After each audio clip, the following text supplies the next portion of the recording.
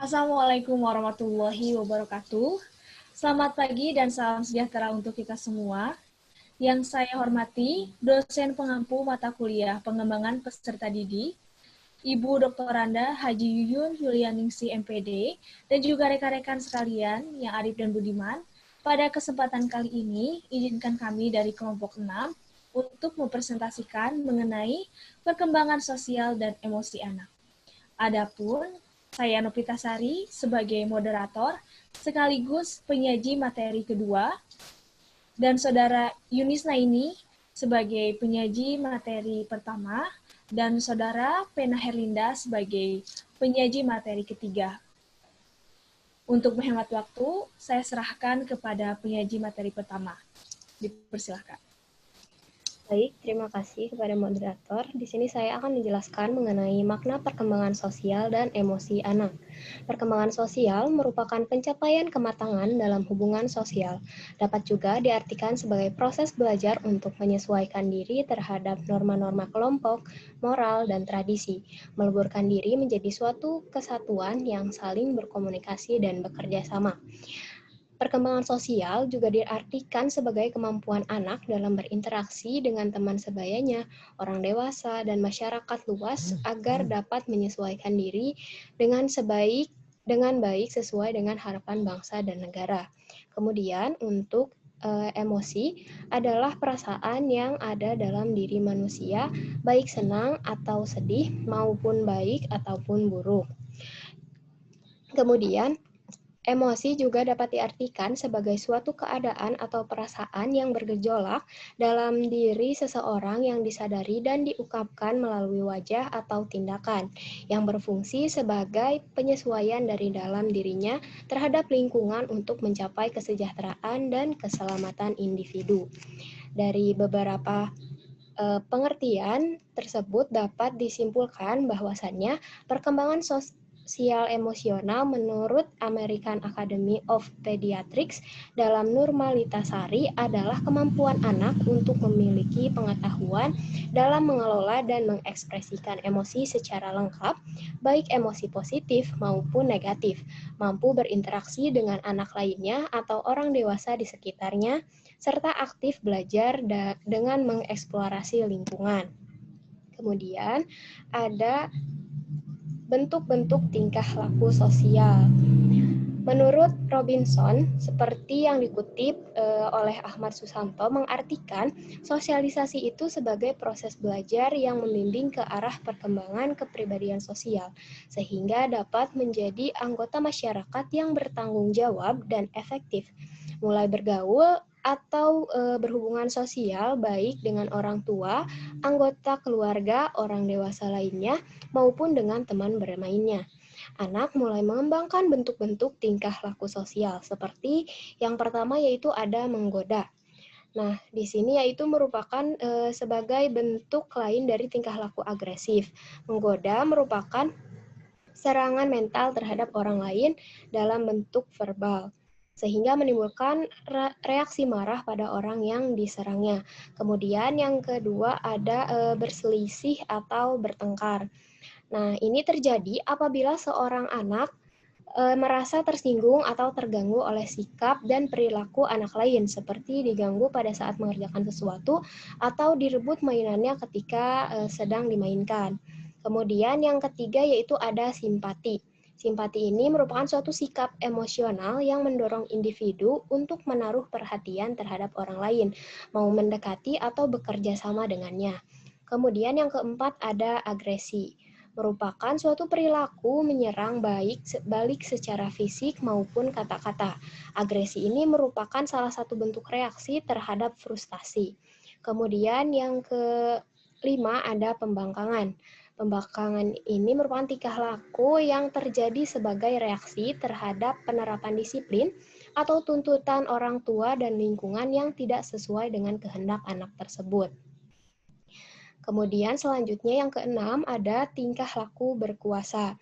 Untuk tingkah laku berkuasa ini sejenis tingkah laku untuk menguasai situasi sosial dan juga mendominasi keadaan. Kemudian yang ketujuh ada kerjasama. Kerjasama di sini yaitu mau bekerja bersama-sama dengan orang lain atau dengan kelompoknya. Kemudian yang kedelapan ada persaingan, di mana persaingan ini merupakan suatu keinginan untuk melebihi orang lain dan selalu didorong atau distimulasi oleh orang lain. Yang terakhir yaitu ada mementingkan diri sendiri.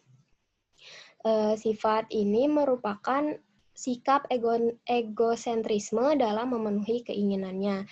Itu merupakan ke-9 bentuk-bentuk tingkah laku sosial.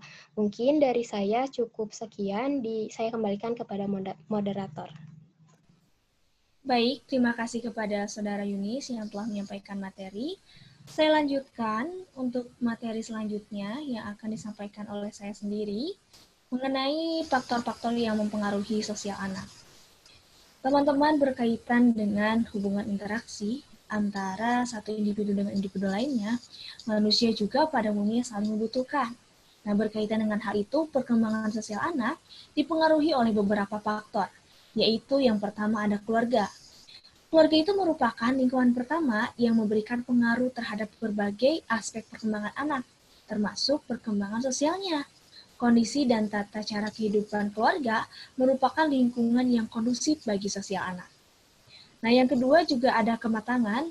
Jadi, kematangan di sini karena bersosialisasi memerlukan kematangan fisik dan juga psikis tentunya untuk mempertimbangkan dalam proses sosial, memberi dan menerima pendapat orang lain, memerlukan kematangan intelektual dan emosional. Yang ketiga juga ada status sosial ekonomi. Jadi, kehidupan sosial banyak dipengaruhi oleh kondisi atau kehidupan keluarga dalam lingkungan masyarakat. Nah, sehubungan hal itu, dalam kehidupan anak, senantiasa menjaga status sosial anak dan ekonomi keluarganya. Dalam hal tertentu, maksud menjaga status sosial keluarganya itu mengakibatkan menempatkan dirinya dalam pergaulan yang tidak tetap. Nah, kemudian ada juga pendidikan. Pendidikan itu merupakan proses sosialisasi anak yang terarah. Pendidikan dalam arti luas harus diartikan bahwa perkembangan anak dipengaruhi, selain dari dipengaruhi oleh kehidupan keluarga, masyarakat juga kelembagaan, yaitu pendidikan ini sendiri. Nah, kemudian, slide selanjutnya.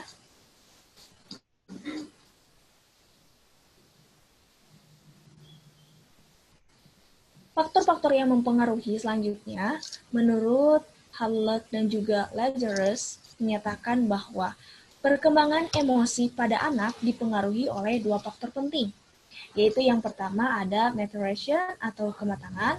Jadi, Halleck memandang pentingnya faktor kematangan pada masa kanak-kanak ini terkait dengan masa krisis perkembangan atau critical period, yaitu saat ketika anak siap menerima sesuatu dari luar. Kemudian yang kedua juga ada faktor lingkungan belajar. Jadi faktor lingkungan dalam proses belajar juga berpengaruh besar untuk perkembangan emosi, terutama lingkungan yang berada paling dekat dengan anak, khususnya ibu. Ibu itu merupakan madrasah pertama, jadi paling dekat pengaruhnya terhadap anak, atau juga ada pengasuh anak. Kemudian ada pengaruh perkembangan sosial terhadap tingkah laku, slide selanjutnya. Nah, dalam perkembangan sosial anak, mereka dapat memikirkan dirinya dan orang lain. Jadi pemikiran mereka itu terwujud dalam refleksi diri, yang sering mengarahkan ke penilaian diri dan kritik dari hasil pergaulannya dengan orang lain. Hasil pemikiran dirinya itu tidak akan diketahui oleh orang lain, bahkan sering ada yang menyembunyikannya atau merahasiakannya. Nah, pikiran anak itu sering dipengaruhi oleh ide-ide ataupun teori-teori yang menyebabkan sikap kritis terhadap situasi dan orang lain, termasuk kepada orang tuanya. Kemampuan abstraksi anak sering menimbulkan kemampuan mempersalahkan kenyataan dan peristiwa-peristiwa dengan keadaan bagaimana yang semestinya menurut alam pikirannya. Di samping itu, pengaruh egosentris sering terlihat. Di antaranya pada cita-cita dan idealisme yang baik, terlalu menitik beratkan kepada pikiran sendiri tanpa memikirkan akibat lebih jauh dan tanpa memperhitungkan kesulitan praktis yang mungkin dapat menyebabkan tidak berhasilnya menyelesaikan persoalan. Kemudian juga ada kemampuan berpikir dengan pendapat sendiri. Jadi pemikirannya itu belum disertai pendapat orang lain dalam penilaiannya. Melalui banyak pengalaman dan juga penghayatan kenyataan, serta dalam menghadapi pendapat orang lain, maka sikap ego semakin berkurang pada anak itu. Dan di akhir masa remaja sudah sangat kecil egonya, sehingga mereka itu dapat mulai bergaul dengan baik. Slide selanjutnya, mungkin sekian yang dapat saya presentasikan. Untuk slide selanjutnya akan disampaikan oleh Saudara Pena. Kepadanya saya persilakan. Baik, terima kasih kepada moderator. Untuk materi selanjutnya, yaitu kelainan psikososial. Nah, apa sih kelainan psikososial ini? Kelainan psikososial adalah kelainan-kelainan yang berhubungan dengan fungsi emosi dan perhatian terhadap sekitar, atau biasa kita kenal dengan lingkungan. Nah, ada beberapa penyimpangan atau kelainan perilaku yang berkaitan dengan kelainan psikososial, yaitu yang pertama ada gangguan emosi, di mana gangguan emosi ini terlihat pada perilaku yang ekstrim seperti terlalu agresif, terlalu menarik diri, terlalu diam 1000 bahasa, berteriak, terlalu gembira, ataupun terlalu sedih. Nah, perilaku ekstrim ini muncul dalam tempo yang tidak sebentar dan dalam situasi yang tidak tepat. Masyarakat kadang-kadang memberi label pada seseorang yang mengalami gangguan emosi ini dengan sebutan anak yang nakal. Kemudian selanjutnya itu ada gangguan perhatian. Gangguan perhatian ini terlihat sebagai kesulitan seorang anak dalam memberikan perhatian terhadap objek sekitarnya, sekalipun dalam waktu yang tidak lama. Ya, yang termasuk ke dalam kelainan gangguan perhatian yaitu seperti hiperaktif, kemudian autism. Selanjutnya. Nah, untuk selanjutnya itu ada perkembangan emosi. Menurut Crow dan Crow, pengertian emosi itu adalah pengalaman efektif yang disertai dengan penyesuaian diri dalam diri individu tentang keadaan mental dan fisik dan berwujud suatu tingkah laku yang terlihat. Jadi perkembangan emosi itu sesuatu yang terlihat gitu, bisa kita lihat. Nah, para peneliti menemukan adanya bentuk-bentuk emosi, yaitu sebagai berikut.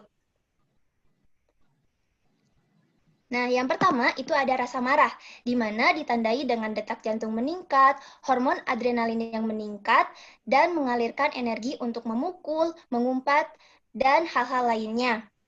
Kemudian yang kedua, itu ada rasa bahagia. Rasa bahagia ini ditandai dengan adanya peningkatan aktivitas dan pusat otak yang menghambat perasaan negatif dan dapat menenangkan perasaan yang menimbulkan kerisauan.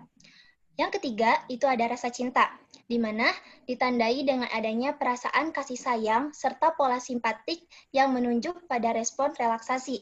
Yang keempat, itu ada rasa jijik, yang salah satunya itu ditandai dengan sikap hidung mengkerut. Yang kelima, itu ada rasa terkejut, yang ditandai dengan naik alisnya individu. Hal ini merupakan reaksi gitu untuk suatu kemungkinan menerima lebih banyak informasi. Dan yang terakhir, itu ada rasa takut, yang ditandai dengan tubuh terasa membeku, reaksi waspada, wajah pucat, dan darah terasa mengalir ke otot rongga besar. Mungkin sekian saja materi yang dapat saya sampaikan, saya kembalikan ke moderator. Baik, terima kasih kepada Saudara Pena yang telah menyampaikan materi terakhir dari kami, sekaligus menutup materi yang telah kami sampaikan. Sekian yang dapat kami sampaikan. Mohon maaf apabila ada kesalahan. Terima kasih atas segala perhatiannya. Wassalamualaikum warahmatullahi wabarakatuh.